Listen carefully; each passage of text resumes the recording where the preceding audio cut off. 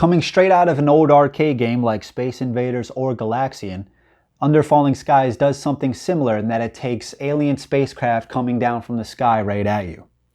However, that's about all they share in common.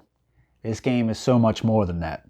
What's up guys, I'm Andrew with Brew on Board, and today, like I said, we are taking a look at Under Falling Skies by CGE. I saw a few playthroughs of this, I got the gist of it, and it looked really cool, so I wanted to try it out. So let's do a quick overview, then I'll come back up top, give you my final thoughts. So grab your brew, and let's get started. Alright, so in this game, aliens are going to be attacking, and they're going to have this big mothership here, and then this mothership is going to be sending out these little, smaller fighter craft. And they're both going to be coming down from the sky. The mothership is going to move slow, and these fighter ships are going to move a lot faster. And that sky is going to be represented by this board, which is made up of columns and rows. The fighter jets are essentially trying to come straight down and dive bomb your city. And as both come down, the mothership and these fighter jets, they're going to land on certain spaces, which do different actions. For example, if a fighter jet ends their movement on this arrow here, they're going to go one column to the left. Or if they end on a right arrow, they're going to go one column to the right. If they end on the mothership icon, that is going to move the mothership down one row. And the explosion icon allows you to potentially shoot that craft out of the air. Now your goal in this invasion here is to get your research up on this track up to the final number before the mothership comes down and lands on this skull icon, or before you take too many hits in your city from these smaller fighter jets. Now in order to shoot these craft out of the air and to get your research up, now we must turn to the city that you're playing as and its underground capabilities. Now I've switched to the city and the underground, essentially bunker. So the city that I'm playing as right now is Roswell, and it's going to tell you how to lay out the underground structure, A, B. All these are labeled. Here we have A, and then this says B. Now before we talk about how to use the room, let's talk about what the rooms do. Now the first room we have is the energy room. Now in order to perform other actions on other rooms, we need energy, and our energy is indicated by this meter right here. And to get more energy, we need to use this room. The next type of room is the fighter jet room. And this is where when you use this room, you can shoot down certain areas in the sky with those explosion spaces that I was talking about. The next type of room we have is the research rooms, these green ones right here. Using these rooms will allow you to advance on this research track. And remember, we need to get this all the way up to the top number to win the game. Here we have excavated tunnels. These spots don't do anything. And then the last room we have is the AA gun room. Basically, using this room will say that the ships move one less space down on the board. Now at the start, you only have access to a certain amount of rooms, indicated by any room behind this excavator, this orange little excavator right here. So right now we only have access to these two rows. And as the game goes on, you need to use this excavator to go down deeper, unlocking more powerful rooms. Now how do you use these rooms, and how do you know how many spaces the alien craft move down? For that, we turn to these 5 dice. So on your turn, there's 2 phases. The first phase is the dice phase, and we're going to roll all 5 dice. So let's do that now. So after you roll, you are going to place these dice onto your base. So just like the sky above, your base is divided into 5 columns, and you are going to place only 1 die in each of those columns. Once you place the die, whatever value that it is set to, that is how many spaces you are going to move the ship in that column down. So we're going to place these dice one at a time, moving the ships accordingly. Put a 3 here, move that down 3. Now the interesting thing about these white dice is whenever you place a white die, you have to re-roll all the other dice that have not been rolled yet. So once we place this 4 here, I only have this 1 white die left, and I must place that now. So now that all the dice have been placed, now goes to the room phase, and this is where we take the actions of our rooms. And just like the value on the top of the dice, moving the ships down, that is also going to be the value of our room. So just for example's sake, I changed this to a 5. So if we look at the energy, we are going to get 5 energy worth. I'm going to go down 5 on here to 6. We can take that die back. Now we can look at, we used a research room. So this research room says I have to pay an energy to use it, and it gets -1 to the value. So 5 minus 1 is 4, and we have a 1 and a 3, And so we can go up a total of 4. So 1 plus 3 is 4. So we can end our spot there.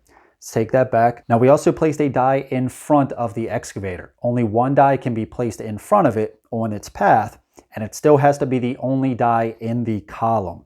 So in order to move this excavator to this spot, we must pay 1 energy to move the excavator. Also a quick note, the amount of spaces that the excavator moves, it must be equal to or less than the die value.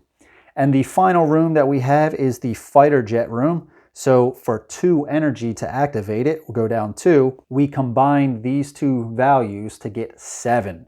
So now we look on the board, and any explosion spot that is 7 or less, we can blow those ships up. So if we look, 4, that goes back to the mothership, 4, 3, 6, there you go. It's almost like this was set up. So now that all these ships have been shot down, they will go back to the mothership to spawn again during the mothership phase. Now it's the mothership phase, and it will move down 1 row, and depending on the effect that it hits here, it will do different actions. This icon right here is a -2 on the excavator. So you are going to move your excavator back 2 spots on your base. This icon right here says it spawns one of these white ships. This icon right here says you move back 1 on the research track. And this icon right here means you lose the game. And after you move the mothership and take any effect on the side here, you are going to reposition these fighter craft again. So what we are looking for first is any column that does not have a ship in it already, and you're going to place the purple ships first. So we're going to do it like this because there's only 1 ship on the board right now. So we still have 1 craft left, and we would just look at the columns, and whichever has the lowest ship is where we would place this. But since we only have 1 spot left, that's where it'll go.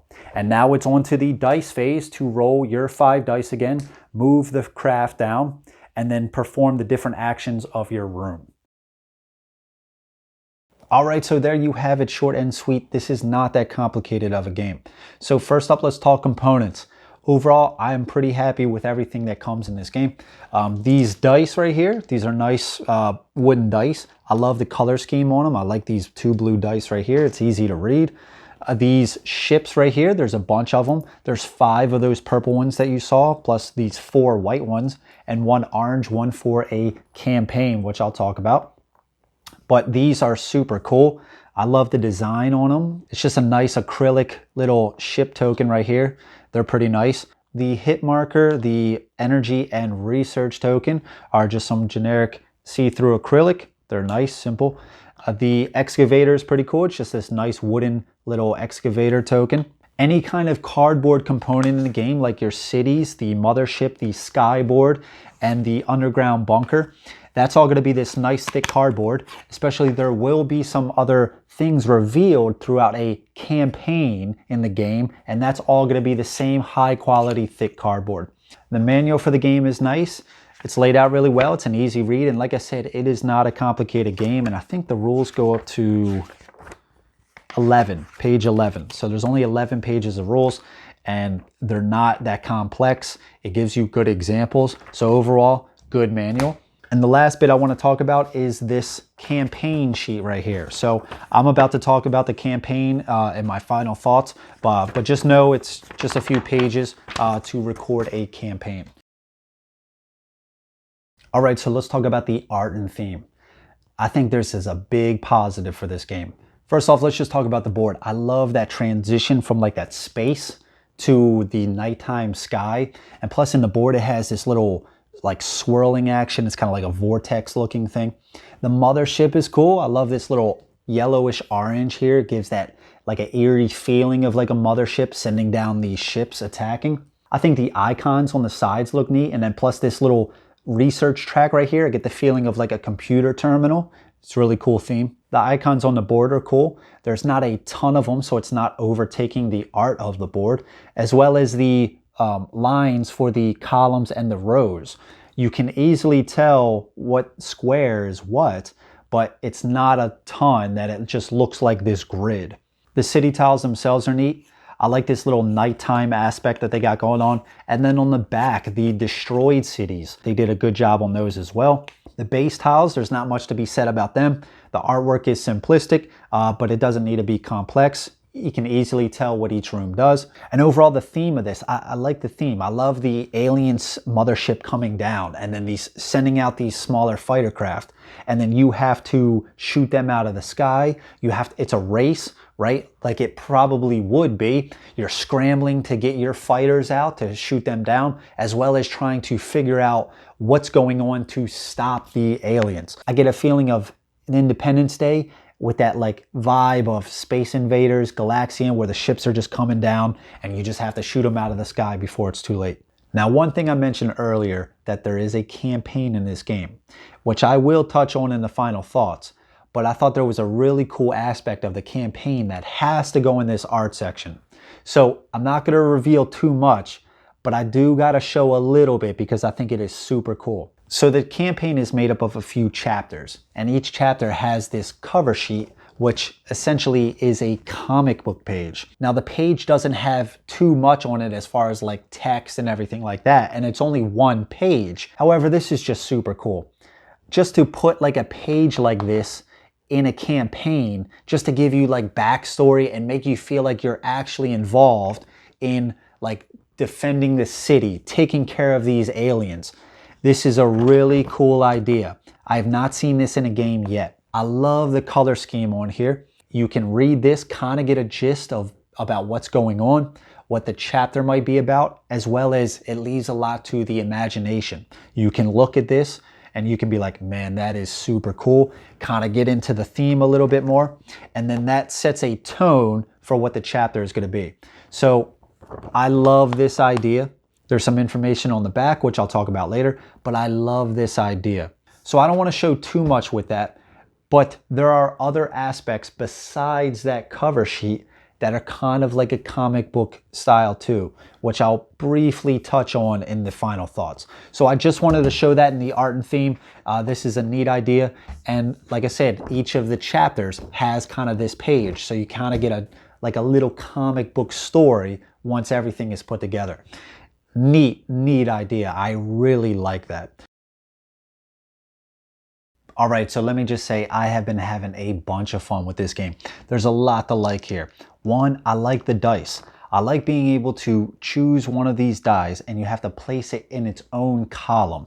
And that value on that die does multiple things.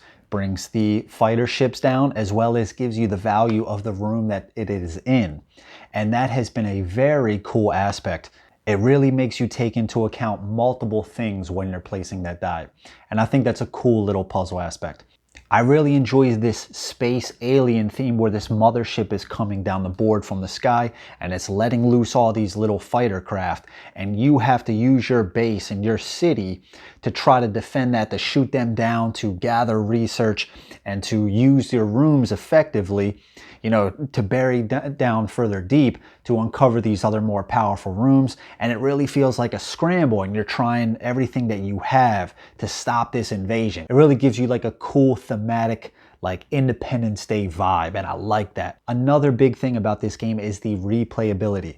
Almost all of these cardboard components, whether that be the cities, the sky tile themselves, or the underground bunker, are double-sided.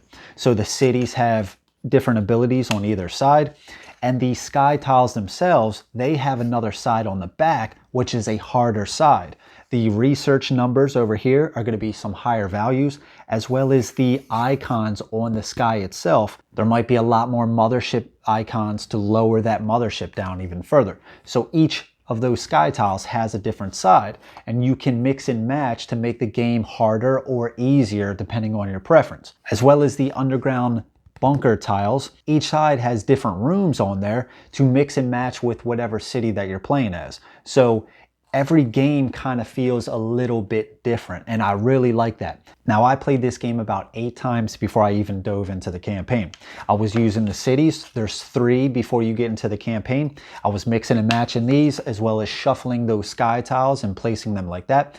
And I thoroughly enjoyed every play session of it. It felt a little bit different. Now, the campaign itself, they really did a phenomenal job here. The campaign almost feels like they added expansions into the box. I love taking out one of those chapter sections and then you find the cool comic art on the front, this little cover sheet, as well as on the back, it tells you a little bit about the chapter that you're playing. And these chapters can add new mechanics into the game. They add new cities, a bunch of new cities. They add new bunker tiles, because each city has to have a certain top and bottom. And each of those cities has a different effect. And these underground tiles have different kinds of rooms, which just change up the game just slightly. Now the campaign also adds 2 other cool elements. One being characters. I'm only going to show you one here, so it's a minor spoiler. And this is Clinton Harper. This is a pilot, and this is kind of like the Will Smith from Independence Day. So he has a special here. It says shoot down one enemy ship on an explosion space.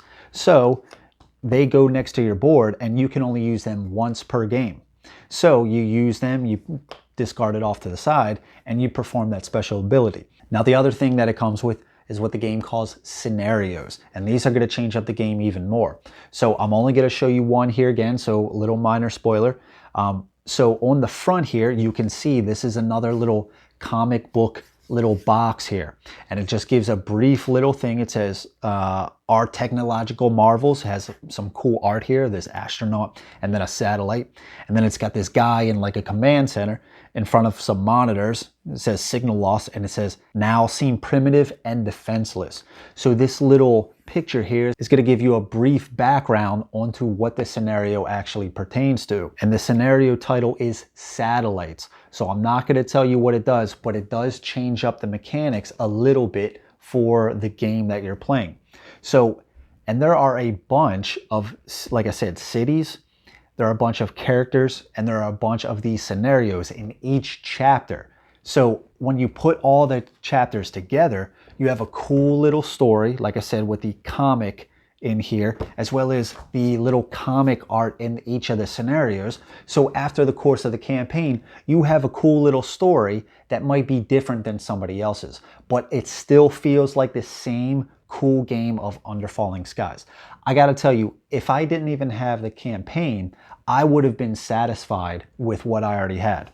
A few cities, you can change the difficulty with the sky tiles, and then the dice being different every time because you're rolling that and that luck aspect, placing those on the rooms and figuring out how to best tackle the situation that you're in. And I like how the game provides a small little bit of luck mitigation.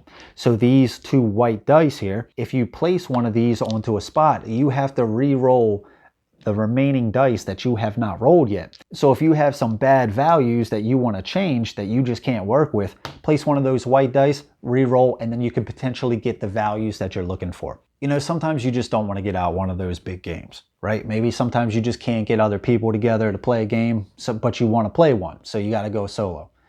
I think this is a perfect game to get out for times like that. This is a cool little game. It's not big. It doesn't take up a lot of table space. It's not complicated. You can grab a little drink, set it up on your kitchen table, and it gives you that cool puzzle aspect without being a real brain burner, as well as providing a ton of replayability. I think they did a phenomenal job with everything, with the art, the components. The rule book is really nice. The campaign, how they add that comic book aspect, which just, I haven't seen that before in board games, like I said before. I think overall, this is a perfect game. I think this is going to be one that if I'm just sitting there and I'm like, what am I going to do for 30 minutes? Hey, let's get out Under Falling Skies. I'm going to play a game or two, right? It's going to provide a cool little puzzle thing that I'm going to enjoy all the way through. And if I want to change up the game somehow, maybe I'll switch up the city. Maybe I'll flip one of the sky tiles to make it a little bit harder. Maybe I'll keep it all on the easiest setting for a little bit more relaxed mode. I think just the game, you can tailor it to how you want. And I have thoroughly enjoyed this. And guess what? It's cheap. You can pick this up for 30 bucks or under at most all outlets. So for the value that comes in this game, the replayability, the art, the components, all for what they're asking for, 30, 25 bucks, I think it is very reasonable, and I think the value is really high. So I thoroughly recommend this game. If you like playing solo games, or you've never played a solo game and you want to dip your toes into it, I think this is a good starting point. Like I said, it's not a hard game. It's easy to get into, but you can tailor the game to how you want. So overall, Under Falling Skies gets a good recommendation from me. I will be playing this a lot more in the future, and if they make any other contents for it, I will be excited to get that. So I hope you guys have enjoyed that review. If you like what you see here, please like, share, subscribe. And until next time, grab your brew, play some games, and I'll see you next time. All right, take care.